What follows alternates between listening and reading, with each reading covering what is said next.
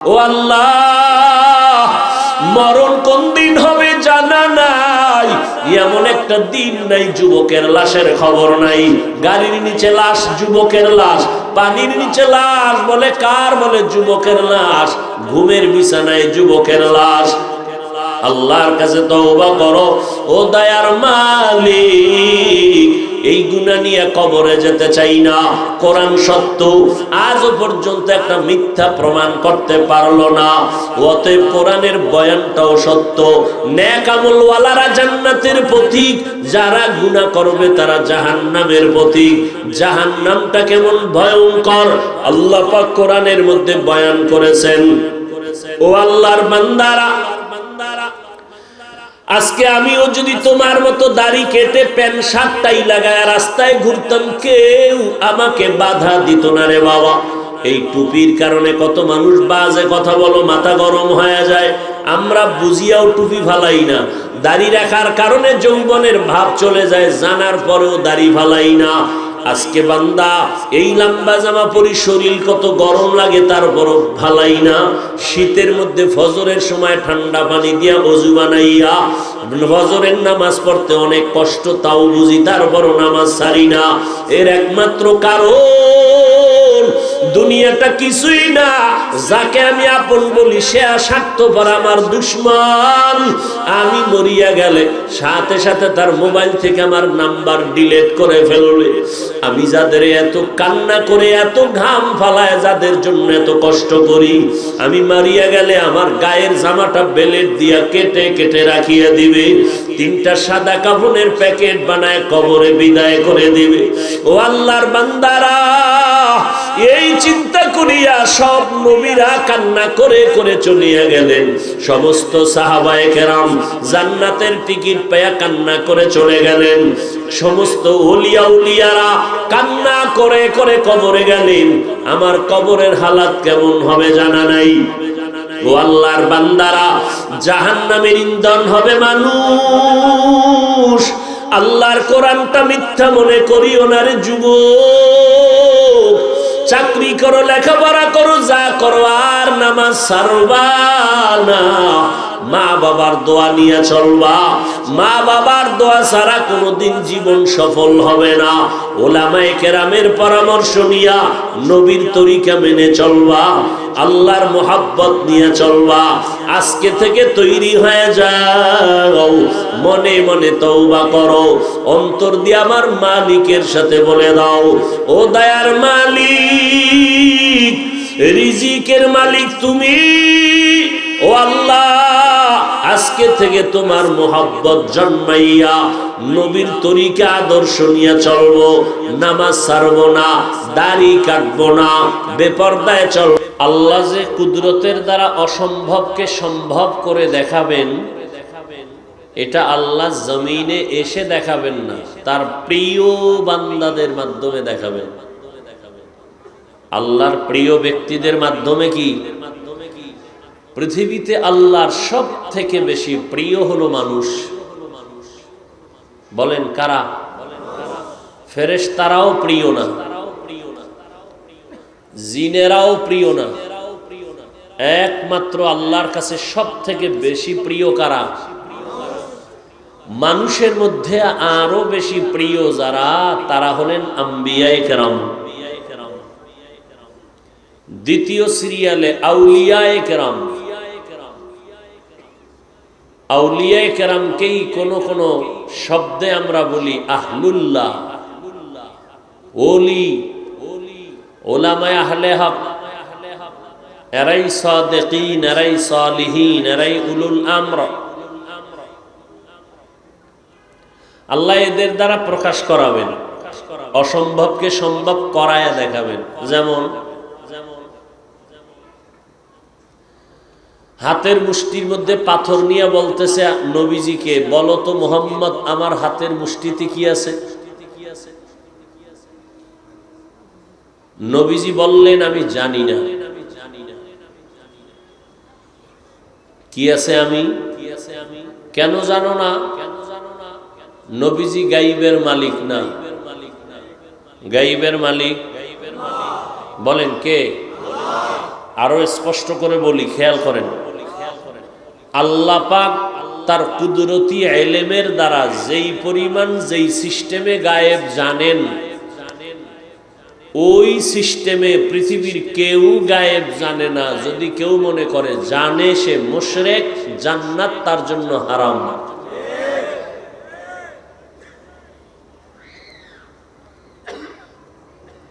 কারণ অনেকে গায়েব জানে বলে ধারণা করে পীর গায়েব জানে, নবী গায়েব জানে, আবার গায়েবের আলাদা আলাদা ব্যাখ্যা দেয়।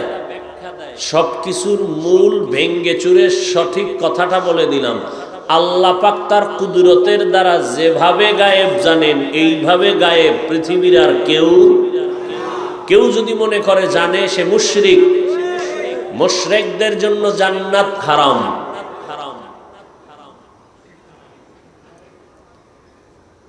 তো হাতের মুষ্টিতে পাথরের কঙ্কর আছে, নবী বলেন আমি জানি না কি আছে।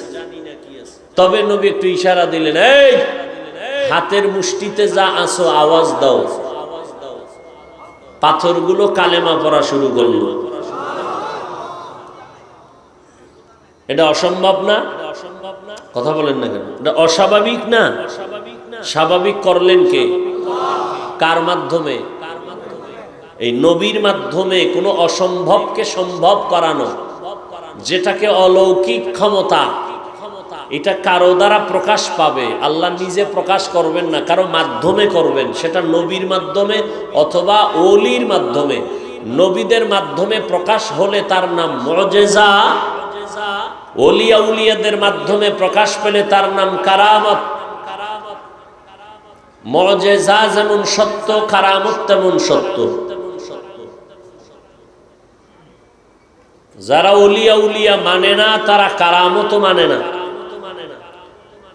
আর আমি বান্দা স্পষ্ট সারা বাংলাদেশে আল্লাহর উপরে শপথ করে বলে যাই, বলতেছি, বলবো, আল্লাহর জাত ও সিফাতের কসম, যারা বলে আমরা ওলিয়া উলিয়া মানি না, তারা কোরআন মানে না, বুখারী শরীফ মানে না, তারা ভণ্ড। তাদেরকে যারা ভণ্ড বলবে না, তারাও ভণ্ড।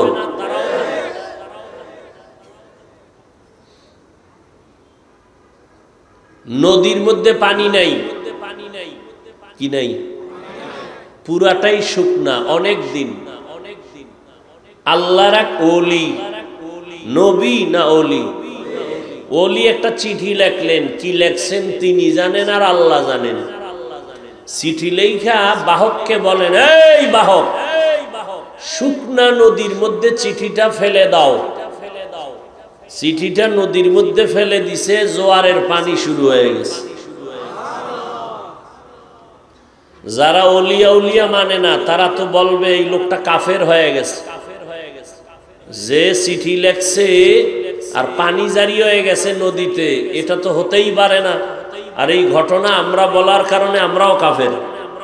কিন্তু কাফেরটা বলতে পারে না, ওর কলিজায় সাহস নাই। কারণ ঘটনাটা যদিও নবী দ্বারা ঘটায় নাই, আল্লাহ ঘটাইছেন একজন ওলি। তবে এমন ওলি যার ব্যাপারে কলম ধরলে আর বউ তালাক হয়ে যাওয়ার সম্ভাবনা আছে। কেমন একজন ওলি? রসুলের হাতে গড়া জান্নাতি সাহাবী হযরত ওমর। আমগো কোন আউলিয়া কেরাম যদি করতেন তো বিসমিল্লাহ ছাড়া কইতো কাফের হয়ে গেছে।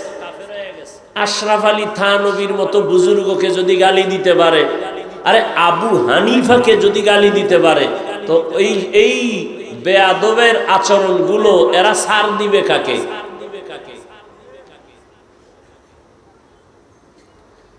আজীবন নবী। আচ্ছা আমাকে একটা জবাব দেন, এখানে তো অনেক শিক্ষিত মানুষ। নবীজির যুগে কি নবীর বিপরীত সাইডে ভণ্ড বাতেল ছিল? বুঝেন কিন্তু ছিল। নবীজি বাতেলের মোকাবেলা করেছেন, সাহাবায়ে কেরাম করেছেন। নবী গালি দিছেন কয়টা? হ্যাঁ, আমগো হযরতেরা গালি শিখলো কই? বুখারী শরীফে গালি আছে, তারা গালি দেয় কেন? আপনি একটা লাইন উল্টা পাল্টা হতেই পারে, সেজন্য তো গালি দেওয়াটা সমাধান না। এরা গালি দিতেছে, দেখেন না, বলতে চাই না, জবানকে আটকায় রাখতে চাই। শবে বরাত নিয়ে কত প্রোপাগান্ডা বলতে বলতে বলতে বলতে কতটা একটা নিম্ন শ্রেণীর কথা বলছে। হ্যাঁ, যে শবে বরাতে মসজিদে বসে না থেকে বেশ্যাখানায় রাত কাটানো ভালো। আল্লাহ আমাদেরকেও মাফ করেন, যে বলেছেন আল্লাহ তাকেও মাফ করে দেন। আসলে যাই বলি ঘুরে ফিরে সব শেষে যায় ইসলামের উপরে একটা দাগ পড়ে, আর ওলামায়ে কেরামের উপরে একটা তোকমা লেগে যায়। যে লাইনেরই হোক, আলেম তো মানুষ কবে দূর আলেম ভালো না। এজন্য দোয়া করলাম আল্লাহ পাক হেদায়েতের দৌলত সবাইকে দান করেন। নবীজি এতটা মোকাবেলা করছেন, বর্তমান দুনিয়ায় যে ইসলামের দুশ্মন, সেই তুলনায় নবীর যুগের দুশ্মনগুলো আরো কঠিন ছিল না? নবী তো গালি দেন নাই জীবনও, নবী তো গালির জবাবও দেন নাই। এমনকি নবী কখনো চোখ গরম করে কারো দিকে তাকান নাই। আপনি চিন্তা করতে পারেন,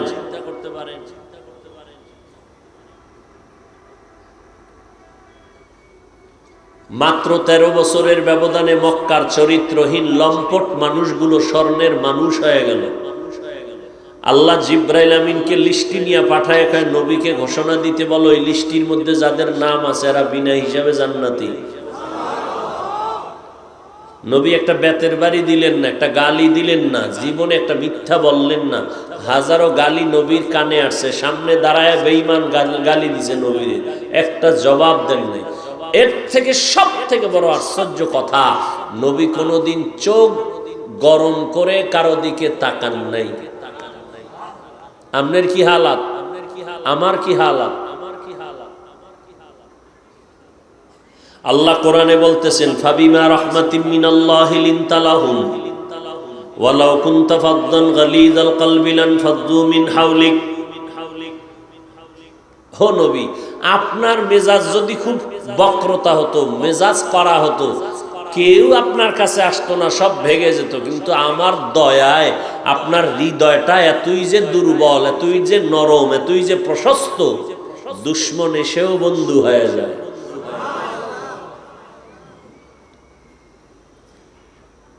আর আমরা কেমন হৃদয়ওয়ালা, কুত্তা মারলে ব্যথা পায় না, মানুষ জবাই করলে, কুকুর মারে কষ্ট পায়, মানুষ জবাই করতে কষ্ট পায় না। এমন একটা দিন নাই সোনার বাংলায় মানুষ হত্যা হয় না। মরবি না, তোরে জবাই দিয়ে মারবো, তুই মরবি না, তোরে ফিডায়া মারবো, ঠিক নেই? কোন দুনিয়া? অথচ ফলাফল কি? কেউ কাউকে মারে কেন? সে কিছু পাওয়ার জন্য। তো পায় কি? পরিণাম ফলে পায় জেলখানা। কি পায়? এক মাইয়া পাওয়ার জন্য এক যুবকের মারছে, মাইয়াও জেলখানা, নিজেও জেলখানায়। একেবারে বড় হাই লেভেলের মানুষ আকাম করছে, রেহাই নাই, সীমা লঙ্ঘন করছে তো জায়গায় ব্রেক করে দিছে আমার আল্লাহ। মনে করছে সরকার বুঝি একটু ছায়া দিবে, না, সীমা লঙ্ঘন করলে যে বন্ধু মনে করে সেই বন্ধুও প্রথম দুশ্মন হয়ে যাবে। কারণ ফয়সালা আসমান থেকে যখন শুরু হয়ে যাবে, জমিনওয়ালারা ফিরাতে পারে না। পারছে? বড় কঠিন জিনিস, দুনিয়া বড় কঠিন। দেখেন না, এক নেতায় সরকারের গুণগান গাইতে গাইতে গাইতে গাইতে এত বেশি গাইছে, সরকারই তার বিরুদ্ধে কইছে, তোরে নমিনেশনই দিব না, ভাগ। অতিরঞ্জিত কিছু ভালো না। আল্লাহ হেদায়াত দান করুন। এটাই নিয়ম। কেউ যদি কারো কাছে ভালো সাজতে গিয়া মিথ্যার আশ্রয় নেয়, তাহলে যার কাছে ভালো সাজবে সে তার দুশ্মন হবে খুব দ্রুত। এ বিষয়ে রাসূলের হাদিসও আছে, মান তালাবা মাহামিদান নাস বি মাআসিল্লাহ, মানুষের গুণগান পাইতে চায় অবৈধ পন্থায়।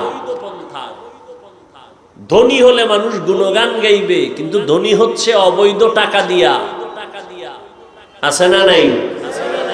কপাল খারাপ ওই টাকা, ওর বউও খাইতে পারবে না, মাইয়া ফলাও খাইতে পারবে না, আমও যাবে সালাও যাবে। বরং মাইয়া ফলা যে একটু নিরাপদে জীবন যাপন করবে তাও পারবে না। ভয় ভয় হামলা মামলা তা কারা করবে? তার ডান হাত বাম হাতে যারা উঠে আর বসে তারা করবে। বাহিরের কোন মানুষকে মানুষ ক্ষতি করে নাই, এই পর্যন্ত যত ক্ষতি করেছে আপন লোক ছাড়া কেউ না। আল্লাহ হেদায়েত দান করুন। কিয়ামতের দিন আল্লাহ বলবেন, হাত কথা বলো। প্রশ্ন ছিল কেমনে সম্ভব? এটা তো বলতে পারে না, বিবেক বলে অসম্ভব। রবের কুদরত বলে কাদেরে কুদরত দারি বরকামাল, আনতা রব্বি আনতা হাসবি যুল জালাল, তুহি কাদের জলিলুল্লাহ জাহাদার, বাহার হালে তুহি মেরা নিগাহদার। এই যুবকেরা, ফেসবুকের গোলাম হয়ে গেছো। 2 মিনিট একটা ঘটনা শুনাই, কপালে হেদায়েত থাকলে পাবি, নাইলে নিজের কপাল নিজে খাবি। ভালো করে শুনিস কান দিয়া। তোদের ফেসবুকের ঘটনা কয়েক মাস হয়ে গেছে তো মনে নেই, আমি স্মরণ করাই দিতেছি। এক মেয়ের বিয়া হয়ে গেল স্কুলের এক মাস্টারের সাথে। গতকালকে ঘটনাটা শুনাইছি এক জায়গায়, আজও শুনাইতেছি। খুব খেয়াল করিও যুবকরা, আকামের মাস্টারি লইছ তো, সুখে থাকতে ভূতে কিলায়, তাড়াতাড়ি মরতে চাও তো, এজন্য মাস্তানি বেশি করো। যদি বেশি মাস্তানি করে তাড়াতাড়ি মরে, তাড়াতাড়ি না মরলে রে ভিডাইয়া মারে। মাস্তানি সাইরা দে, শান্তির জীবন পাবি। মইরা গেল মানুষ দোয়া করবে।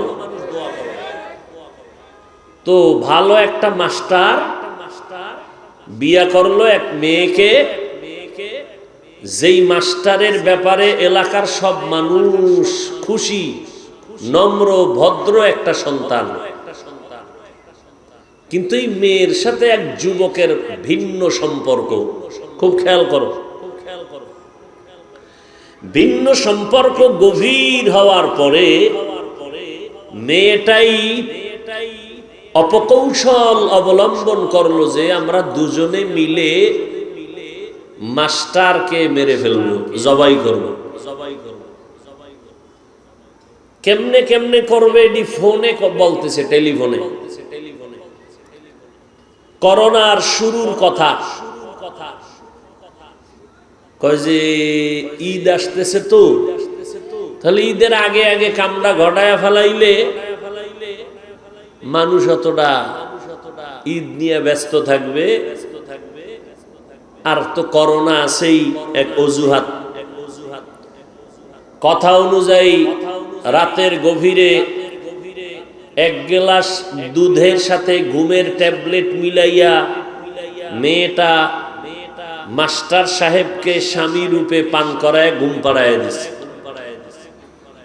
ভিন্ন লাইনের যুবক গভীর রাতে ডাকলো, ঘরে আসলো, শ্বাস রুদ্ধ করে তাকে মারলো, রক্তক্ষরণ হলো। সবাইকে বলল দুধ পান করেছে, কাঁঠাল খাইছে, এই বিভিন্ন কথা বলে বলল যে সে হঠাৎ করে মরিয়া গেছে, প্রেসার বেড়ে গেছে। তো আল্লাহর কুদরত, মেয়ের ফ্যামিলিও অতটা গভীরে যায় নাই, মাস্টার সাহেবের ফ্যামিলিও গভীরে যায় নাই। স্বাভাবিক, ওরা দুজনে দাফন করছে। করোনা শেষ। 9 মাস পরে ঘটনার মোড় নিল ভিন্ন দিক। কয় মাস? পাপে ছাড়ে না বাপের। এই চালাক, ভালো করে শুনো, আল্লাহর কি কুদরত। এইবার যুবক যুবতী শান্তির জীবনে আছে তো, ওই যে কথা বলছে যুবক মেয়েটার সাথে, বাটন মোবাইলে সব রেকর্ড, মোবাইল গেছে হারাইয়া। মোবাইল পাইছে রাস্তায় এক সাধারণ যুবক, লেখাপড়া অতটা জানে না, মোবাইল পাইয়া বাসায় নিয়া দেখে কেউ কলও দেয় না, পরে ডয়ারের মধ্যে রেখে দিছে। ব্যাটারির চার্জ গেছে গা, মোবাইল ওই রকম রইছে 8 মাস। এই বান্দা মোবাইল পায় তো ওখানে রইছে, মনেও নাই যে একটা মোবাইল আছে। এর বউ গেছে বাবার বাড়ি, এ রইছে নিজের বাড়ি। তো কি একটা জিনিস খুঁজতে যাইয়া ড্রয়ারে হাত দিয়ে দেয় এই মোবাইল। এটা তো সে 8 মাস আগের মোবাইল। ও করছে কি চার্জে দিয়া এবার ওপেন করছে। তো ওপেন করার পরে কল আসছে, কল দিয়ে বলে এটা কোন জায়গা, অমুক জায়গা, সব খবর টবর নিয়ে ইনি বলল, ভাই আপনি কে ফোন করলেন? আমি মোবাইলের মালিক।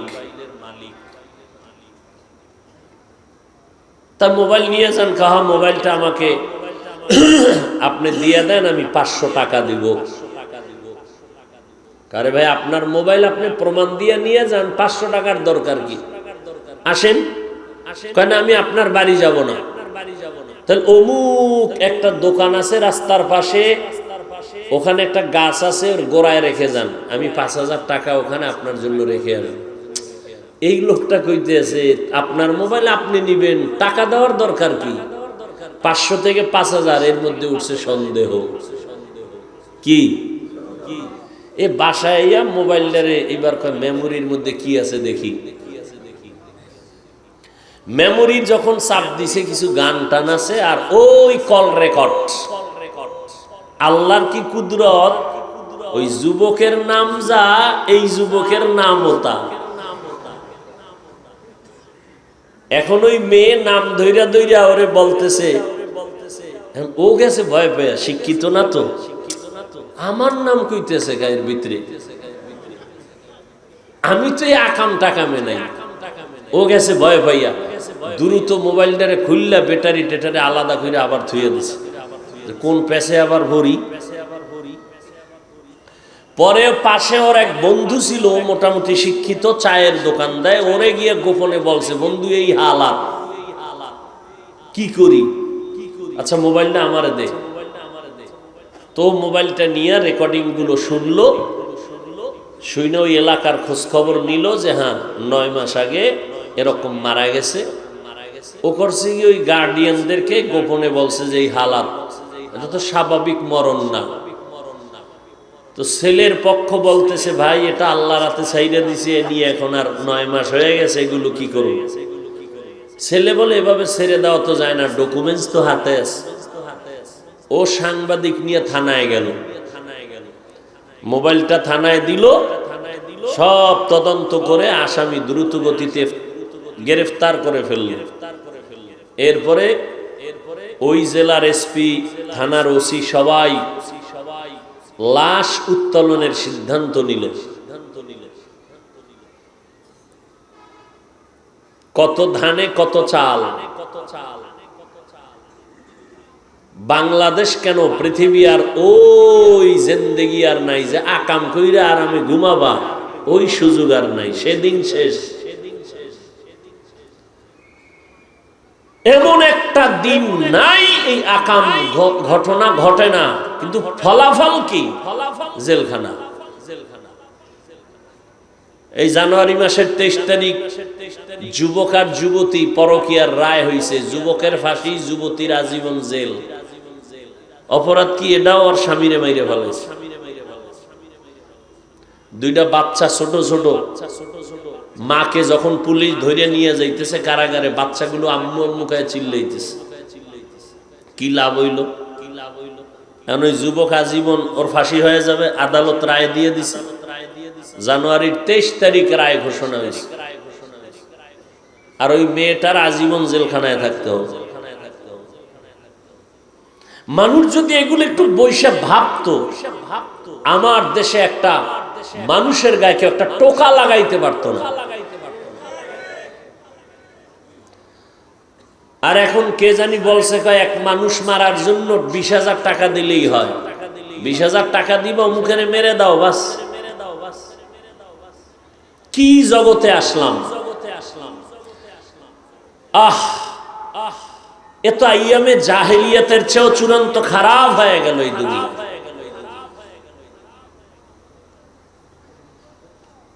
আল্লাহ হেদায়েত দান করুন। ইয়া আইয়ুহাল্লাযীনা আমানু কু আনফুসাকুম ওয়া আহলিকুম নারা। আল্লাহ বলেন, হে মুমিন, জাহান্নামের আগুন থেকে নিজেকে বাঁচাও। দ্বিতীয় দায়িত্ব, তোমার আহালদেরকে বাঁচাও। কারণটা কি? ওয়াকুদুহান নাস ওয়াল হিজারা। জাহান্নামের আগুনের ইন্ধন হবে মানুষ আর পাথর। পালাবার কোনো রাস্তা নাই। কিয়ামতের ময়দানে আল্লাহ বলবেন, হাত, জীবনে তোমার দায়িত্ব পালন হয়েছে কিনা জানায় দাও। হাত আল্লাহর সামনে কথা বলবে। কোরআনের আয়াত, আল-ইয়াওমা নাখতিমু আলা আফওয়াহিহিম ওয়া তুকাল্লিমুনা আইদিহিম ওয়া তাশহাদু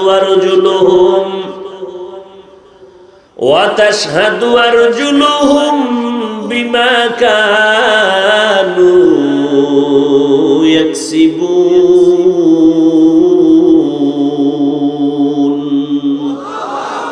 দস্তগুয়াদ মঞ্চুনি দুজদিদাম, লব্বগুয়াদ মঞ্চুনি বুসিদাম, চশমগুয়াদ চিদাম গমজাহারাম, গোশগুয়াদ চিদাম সমরুল কালাম। হাতের দ্বারা কথা বলাটা অসম্ভব, রবের কুদরতের হুকুম হয়ে গেল, কথা বলা শুরু। হাত বলবে, হে মালিক, এই হাতের দ্বারা মা বাবার খেদমত করবে, সে ডিউটি সন্তান করে নাই। এই হাতের দ্বারা বান্দার ডান হাত দিয়া পানি পান করবে, করেছে বাম হাত দিয়া। এদিক দিয়ে হাত কথা বলবে, ওদিক দিয়ে ভিডিও ক্যামেরা চলবে, দেখতে থাকবে, দেখ কি করেছো সবকিছু। মা ইয়ালফিযু মিন কাওলিন ইল্লা লাদাইহি রাকীবুন আতীদ।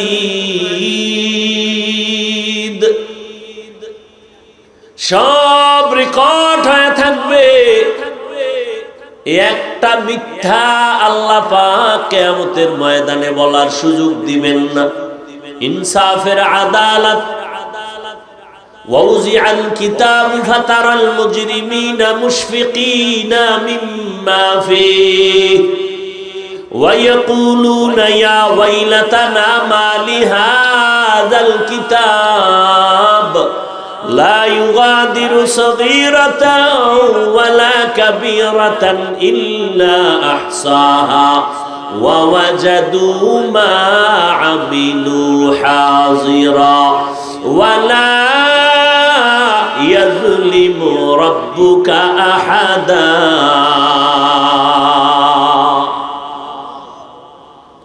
আল্লাহ সব পেশ করবে কিয়ামতের ময়দানে। বান্দা তাকায় দেখ, জীবনে কোথায় কি করেছো সব রেকর্ড হয়ে আছে। দুনিয়াতেই রাতের অন্ধকারে অন্যায় করে পার পাও না, অন্ধকারের ক্যামেরা এখন আবিষ্কার হয়েছে, অন্ধকারে সব রেকর্ড হবে, ছবি সব আছে না নেই? পালাবার সুযোগ নাই। এই জমিনে কেউ পালাতেও পারে না, অপরাধ করে দুনিয়ার লাইনও পার পাওয়ার উপায় নাই, আখিরাতের লাইনও পার পাওয়ার উপায় হবে না। হাত বলবে, হে মালিক, এই হাতের দ্বারা কোরআনের ভেতরে আঙ্গুল টেনে টেনে কোরআন পড়বে, পড়ে নাই। মা বাবার কল্যাণে হাত ব্যবহার করবে, করে নাই। হাতের মধ্যে কলম নিয়ে অন্যায়ের পক্ষে কলম চালিয়েছে। আল্লাহ বলবে চোখ কথা বলো, চোখ বলবে হে আল্লাহ, যেই ডিউটি তুমি দিয়েছো বান্দা করে নাই, এই চোখের দ্বারা বান্দা মোহাব্বতে মা বাবার চেহারা দেখবে সওয়াব। এই চোখ দিয়া কোরআন তাকায় তাকায় দেখবে আর পড়বে সওয়াব। বান্দা এই চক্ষু দিয়া তোমার কুদরত দেখবে সওয়াব। এই চোখ দিয়া তোমার ঘর বাইতুল্লাহ দেখবে, আমল নামায় সওয়াব। তোমার বান্দা মা বাবারে মোহাব্বতের নজরে দেখে নাই, তোমার বান্দা চক্ষু দিয়া কোরআন দেখে পড়ে নাই, তোমার বান্দা চোখ দিয়া কাবা দেখে নাই, বরং তোমার বান্দা উল্টা রাতের বেলা দরওয়াজা জানালাটা বন্ধ করে মোবাইলটা হাতে নিয়া সারাটা রাত কবিরা গুনাহ দেখে দেখে রাত কাটিয়েছি।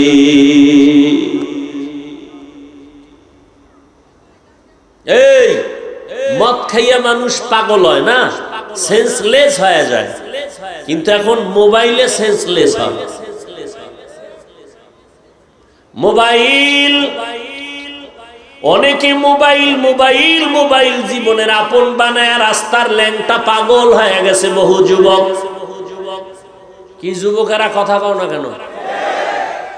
এই খবর তো তোরা ভালো জানো, আমরা শুই না কইতেছি, তুই খালি সাক্ষী দিবে যে হ্যাঁ ঠিক আছে সত্য। কি যুবকেরা ল্যাংটা পাগল হয় নাই মোবাইলের গেমস খেলা? তুই কবে পাগল হবি? তুইও তো ওই পথেরই ছাত্র, তুই তো আকাম কম করো না, তো তুই তো পাগল হবি। ডেটটা দে কবে হবি? হাসতেছো না? খুব আনন্দ লাগতেছে? জীবন যৌবন জবাই করতেছো? তোর জিন্দেগিটা একটা কুত্তার দাম আছে, তোর জীবনের কোনো দাম নাই। এই মোবাইল তোকে সেই ধ্বংসের পথে নিয়ে গেছে। তুই মইরে গেলে কেউ কষ্ট পাইবে না তো? ওই মা বাবা কানবে 2-3 দিন, ভিতরে ভিতরে খুশি। তোর মতো চরিত্রহীন মরাটাই ভালো, কারণ তোর চরিত্রের কারণে আমরা মা বাপ মানুষের কাছে মুখ দেখাইতে পারি না। তাহলে তোরে জন্ম দিয়া ভুল করছি। তোর 30 বছর 25 বছর বয়সের জীবনের পুঁজি, সবাই মরলে তুই মরলে সবাই খুশি, এ হলো তোর 30 বছরের পুঁজি। তুই এমন আকাম করছো জীবনে, শিক্ষক চাই তুই মরে যা, এলাকার মুরব্বীরা চায় তুই মরে যা, তোর মা বাবা ভেতরে ভেতরে কষ্টে চায় তুই মরে যা, মরে যা। আমরা আলেমরাও চাই তুই মরে যা, মরে যা। তোর মতো কুলাঙ্গার জমিনে থেকে আরো সমাজ নষ্ট হবে, তুই মরে যা। তোর দ্বারা একটা শিক্ষক শান্তি পায় না, তোর ব্যবহারে কোনো মা বাপ খুশি হতে পারে না, তোর আচরণে প্রত্যেকটা মুরব্বী কষ্ট পায়। তুই বেঁচে থাকা মানুষের জন্য গজব, তোর দ্বারা স্কুলের পরিবেশ নষ্ট, তোর কারণে সমাজের পরিবেশ নষ্ট, তুই বেঁচে থাকা মানুষের জন্য অভিশাপ। এবার বালিশে মাথা লাগায় চিন্তা করবি যে আমার এই 27 বছর বয়সে আমি কামাই করলাম মানুষের বরদোয়া, এই আমার পুঁজি।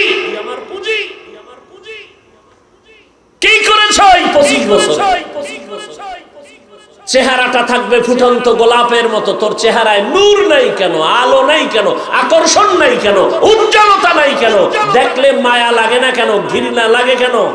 সারা রাত কবিরা গুনাহ করেছো, সারাটা রাত, তার পরিণাম ফল। শুধু মোহাম্মদের উম্মত হয়ে বেঁচে গেছো, নাইলে ঘুমের তুইটা দেখতি তোর চেহারা শুকর হয়ে গেছে, বানর হয়ে গেছে। শুধু মোহাম্মদের উম্মত হওয়াতে হয় নাই, না তাও হয়ে যেত।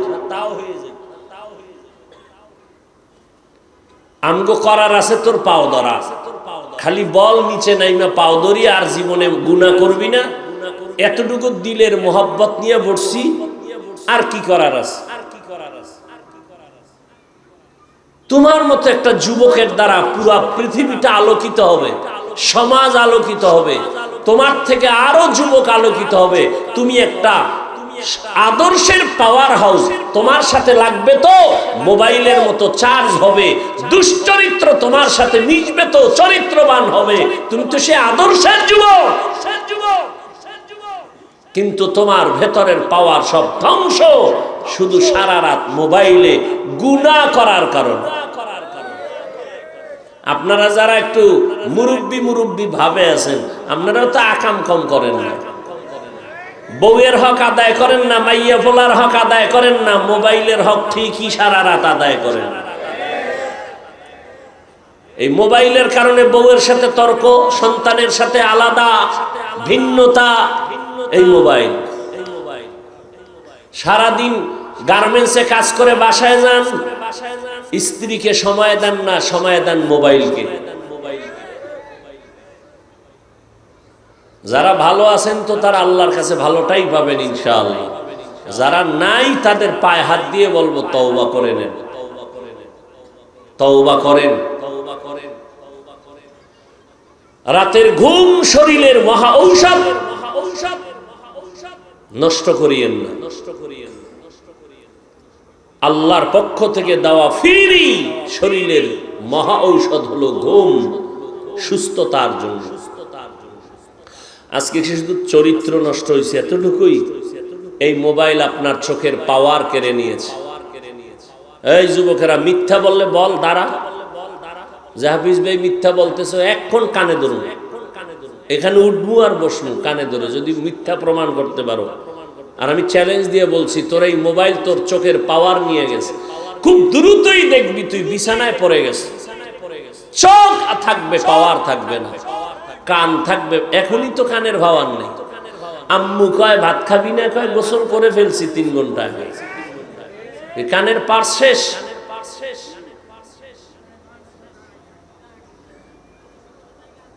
কি করলি কি জীবনে বল? তা মানুষের তো একটা টার্গেট থাকে। আল্লাহ না করুন তোমার আব্বা আজকে মরে গেলে তুমি কি নিয়ে দুনিয়াতে বেঁচে থাকবা, কি পুঁজি তোমার আছে, কি জ্ঞান তোমার আছে। লেখাপড়া করতে যাও, সেখানে একটা আল্লাহর বান্দি তার চরিত্রের উপর আক্রমণ শুরু করেছো, হিংস্র আক্রমণ।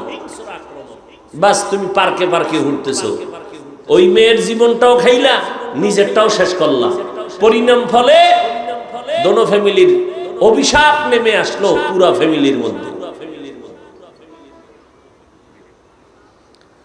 ইয়া আইয়ুহাল্লাযীনা আমানু কু আনফুসাকুম ওয়া আহলিকুম নারা, ও মুমিন জাহান্নামের আগুন থেকে নিজেকে বাঁচাও।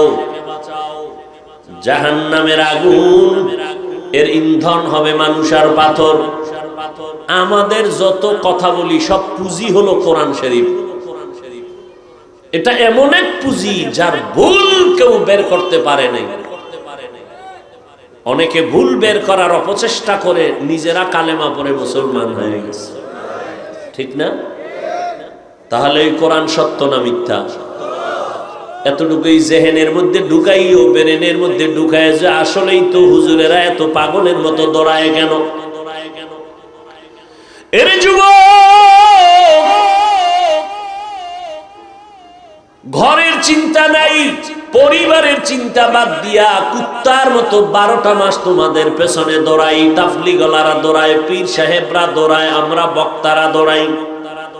বিনিময়ে তুমি আমাদের কিছুই দাও না, মাঝে মাঝে গালি দাও, মাঝে মাঝে বিরোধিতা করো।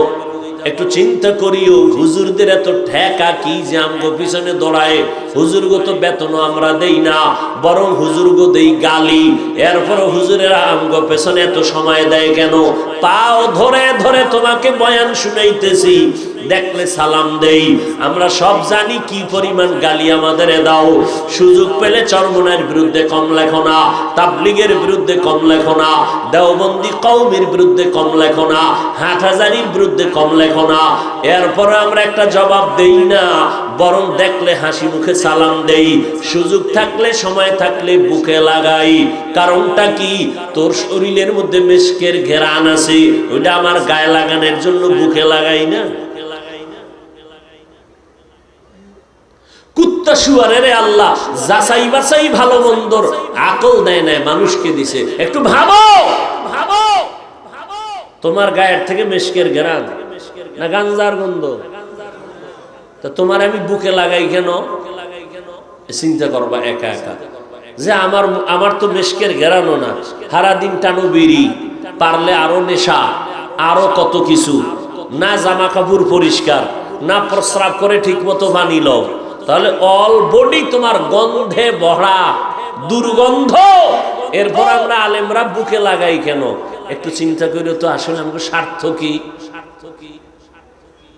আমাকে বেতন দাও তোমরা, আমাকে পারো না তোমরা, পাড়ায় মাইরে ফেলাও। সম্মানের ভলিউমটা যদি মানুষের হাতে থাকতো, আমাকে হুজুরকে কত আগে মারতো। জল্লে পুড়িয়ে ছাই হয়ে যাইতেছে বহু বেঈমানরা, যে আলেম ওলামার এত সম্মান কেন? দেখো না মহামারী করোনা, স্কুল বন্ধ, কলেজ বন্ধ, চাকরি বন্ধ, ভার্সিটি বন্ধ, গার্মেন্টস বন্ধ, রাস্তা বন্ধ, ট্রেন বন্ধ, বাস বন্ধ, সব বন্ধ। আল্লাহর কসম, আমার দেশে কোরআনের একটা মাদ্রাসাও বন্ধ হয় নাই। বাবায় মারা গেছে করোনায়, সন্তানটা বাবার লাশটা মানুষের টাকা দিয়ে রাস্তায় ফালায় দিছে। কখন মরলো কি হইল আর খবর নাই, দরজা লক করে দিল। পুলিশেরা একদিন পর খবর পাইয়া নিয়ে গেল। আর আমার দেশের শত শত করোনার লাশ এদেশের টুপিওয়ালা উলামায়ে কেরাম কাঁধে নিয়েছে, গোসল করাইলো, কাফন পরাইলো, জানাজা পড়াইয়া দাফন করাইলো হুজুরেরা। শত শত করোনার লাশ, আল্লাহর হাজার শুকর একজন হুজুরেও করোনায় মরে নাই। আর তোমরা এখনো পর্দা লাগাও, মাস্ক লাগায় এখনো। কেউ আবার অফিসে গেল, ওই যে কি ওটা মেডিসিন আছে, খালি হাত ধোয়, এখনো হাত ধোয়। করোনা গেছি গে কবে, এখনো হাত ধুইতেছে। আমার একদিন কয় হুজুর আপনি ধুইবেন নি? আমরা অল টাইম ধোয়াই থাকি, সবসময় ওযুর সাথে থাকার চেষ্টা করি। আলহামদুলিল্লাহ, আপনারা ওযুর সাথে থাকার চেষ্টা করবেন। জীবনের একটা বড় গুণ এবং বড় একটা অস্ত্র ওযুর সাথে থাকা। জীবনে কোনো জিন ভূত কুফুরি টুফুরি যা আছে আজে বাজে কোনোদিন আপনাকে স্পর্শ করতে পারবে না, যদি সবসময় ওযুর সাথে থাকতে পারেন। আপনি প্রস্রাব করে পানি লয় না, আবার ওযু কি? আল্লাহ হেদায়েত দান করুন। জাহান্নামের আগুন থেকে বাঁচো ও যুবক আল্লাহর গোলাম। আমরা যারা নবীর আদর্শ মেনে চলতেছি, কই আমরা তো না খাইয়া মরে যাই নাই, সম্মান কমে নাই। ও আল্লাহর গোলাম, একটু ভালো করে চিন্তা করেন। আমি আপনাদের বাধ্য করে বলি না হুজুর হইতেই হবে, স্কুল কলেজ ছাড়িয়া মাদ্রাসায় পড়তেই হবে, এ কথা আমি বলি না রে বাবা। স্কুলে যারা পড়েন, কলেজে যারা পড়েন বাধা নাই, চাকরি যারা করেন বাধা নাই, ব্যবসা যারা করেন বাধা নাই। তবে দাবি আমার একটা, আদর্শ নবীর উম্মত হইয়া চলার চেষ্টা করেন, সম্মান কমবে না। আপনি ডাক্তার হন বাধা নাই, আপনি ইঞ্জিনিয়ার হন বাধা নাই, আপনি একজন প্রফেসর হবেন বাধা নাই। তবে আমার দাবি বেয়াদব হবেন না।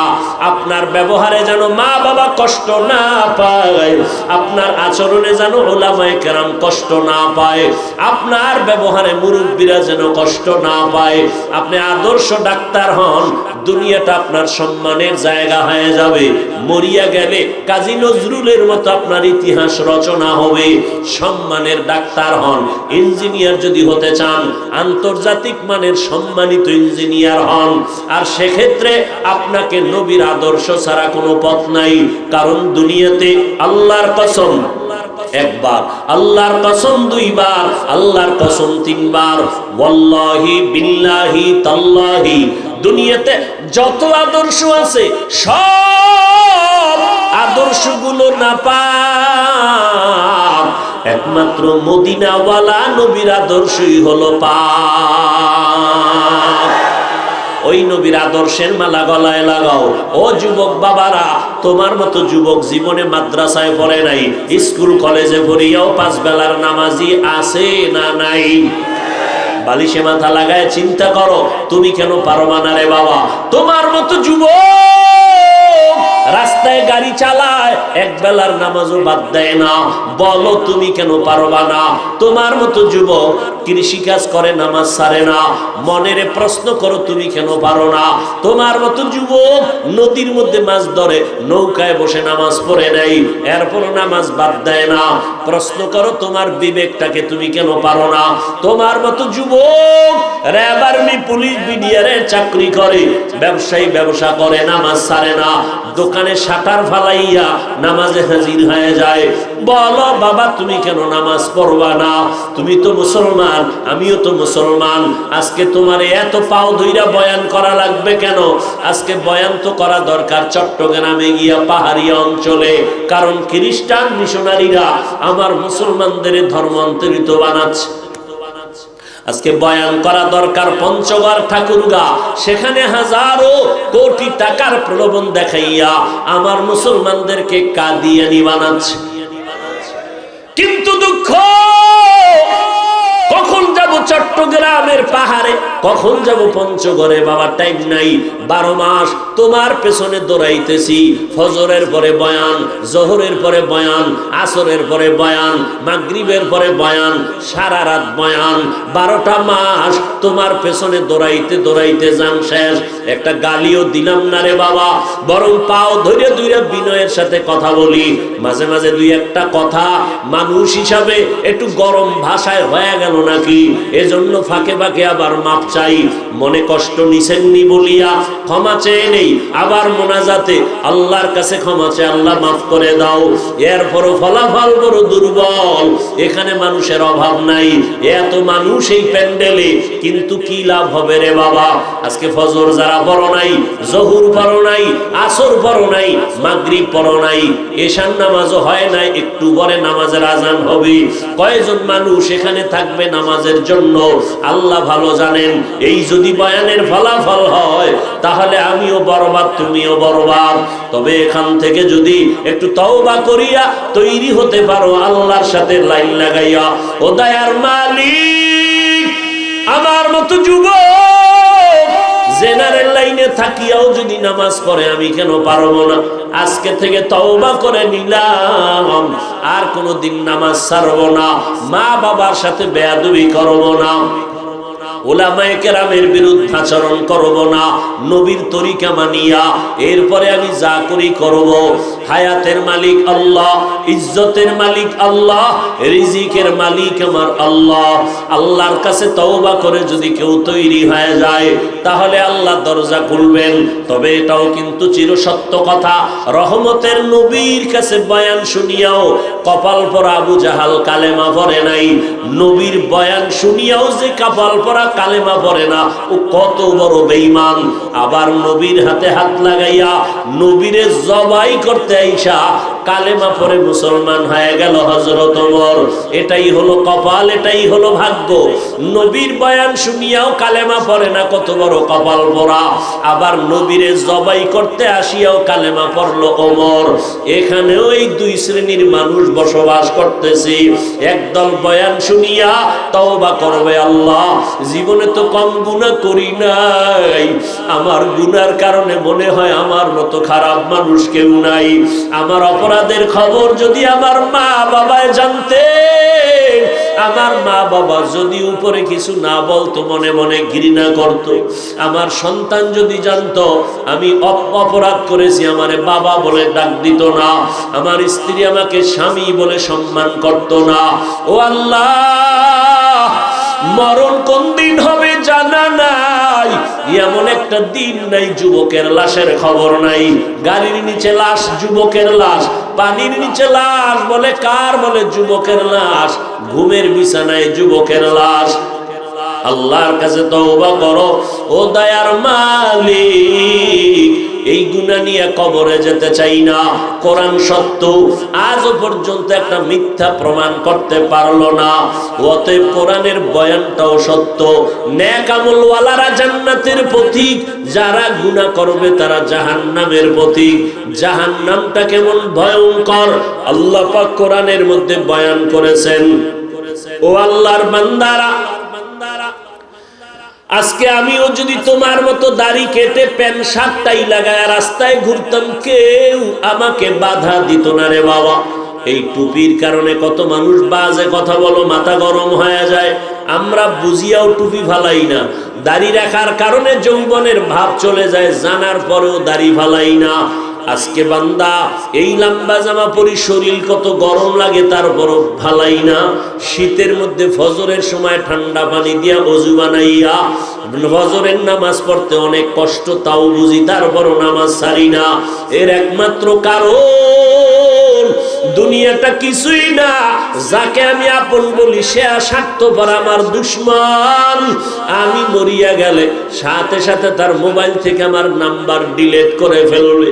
আমি যাদের এত কান্না করে, এত ঘাম ফালায়, যাদের জন্য এত কষ্ট করি, আমি মারিয়া গেলে আমার গায়ের জামাটা বেলেট দিয়া কেটে কেটে রাখিয়া দিবে। 3টা সাদা কাফনের প্যাকেট বানায় কবরে বিদায় করে দিবে। ও আল্লাহর বান্দারা, এই চিন্তা করিয়া সব নবীরা কান্না করে করে চলিয়া গেলেন। সমস্ত সাহাবায়ে কেরাম জান্নাতের টিকিট পেয়ে কান্না করে চলে গেলেন। সমস্ত ওলিয়া উলিয়ারা কান্না করে করে কবরে গেলেন। আমার কবরের হালাত কেমন হবে জানা নাই। ও আল্লাহর বান্দারা, জাহান্নামের ইন্ধন হবে মানুষ। আল্লাহর কোরআনটা মিথ্যা মনে করিও না রে যুবক। চাকরি করো, লেখাপড়া করো, যা করো, আর নামাজ ছাড়বা না। মা বাবার দোয়া নিয়ে চলবা। মা বাবার দোয়া ছাড়া কোনোদিন জীবন সফল হবে না। ওলামায়ে কেরামের পরামর্শ নিয়া নবীর তরিকা মেনে চলবা। আল্লাহর মোহাব্বত নিয়ে চলবা। আজকে থেকে তৈরি হয়ে যাও, মনে মনে তওবা করো। অন্তর দিয়ে আমার মালিকের সাথে বলে দাও, ও দয়ার মালিক, রিজিকের মালিক তুমি। ও আল্লাহ, আজকে থেকে তোমার মোহাব্বত জন্মাইয়া নবীর তরিকা আদর্শ নিয়ে চলবো। নামাজ ছাড়বো না, দাড়ি কাটবো না, বেপরদায় চলবো না, মা বাবারে কষ্ট দিব না। উলামায়ে কেরামের পরামর্শ নিয়ে জীবন পরিচালনা করব। ও আল্লাহর বান্দারা, আমরা নবীর তরিকা মানতে যাওয়ার কারণে আমগো সম্মানও কমে নাই, আমাদের ইজ্জতও কমে নাই। না খাইয়া আমরা কেউ মরিয়া যাই নাই। বরং তোমরা যাদের পেছনে সম্মানের জন্য দৌড়াও, টাকা দিলে সম্মান, না দিলে নাই। স্বার্থ ঠিক থাকলে সম্মান, না দিলে সম্মান নাই। আর আমরা আল্লাহর মোহাব্বত নিয়ে চলি। অতএব দুনিয়ার স্বার্থপরওয়ালারাও আমগো সম্মান করে। অতএব তওবা করিয়া নাও, সম্মানের ডাক্তার হও, জীবনটা ধন্য হবে। মা বাবার দোয়া নিয়ে সামনে আগাও। আল্লাহর কাছে গুনাহ থেকে বাঁচার চেষ্টা করো, তওবা করো। অন্তর যদি তৈরি হয়ে যায়, মুনাফিকি যদি না থাকে, তওবা করিয়া গুনাহমুক্ত হইয়া নবীর তরিকা মতে জীবনকে চালাইবা। তওবা করার মতো যদি কারো অন্তর তৈরি হয়, মুনাফিকি যদি অন্তরে না থাকে, খাঁটি তওবার নিয়ত যাদের আছে, আমি শুধু তাদেরকেই বলবো, দুটো হাত আল্লাহকে দেখায় দাও। আয় আল্লাহ, হাতগুলো কবুল করে নেন, তওবা কবুল করে নেন, নবীর আদর্শওয়ালা হিসেবে কবুল করে নেন। মা বাবার দোয়া নিয়া, উলামায়ে কেরামের পরামর্শে নবীর তরিকা মেনে চলার তৌফিক দান করেন। হালাল রিজিক নিয়ে চলার তৌফিক দান করেন। আয় আল্লাহ, গুনাহের প্রতি ঘৃণা জমায়ে দেন, মোবাইলের গুনাহের থেকে হেফাজত করে। আয় আল্লাহ, বেশি বেশি নেক আমলের তৌফিক দান করেন। আয় আল্লাহ, আদবওয়ালা জিন্দেগি ইখতিয়ার করিয়া নবীর তরিকা মানিয়া চলার তৌফিক আমাদের দান করেন। আমাদের তওবার উপরে মৃত্যু পর্যন্ত কবুল করে নেন, আমিন।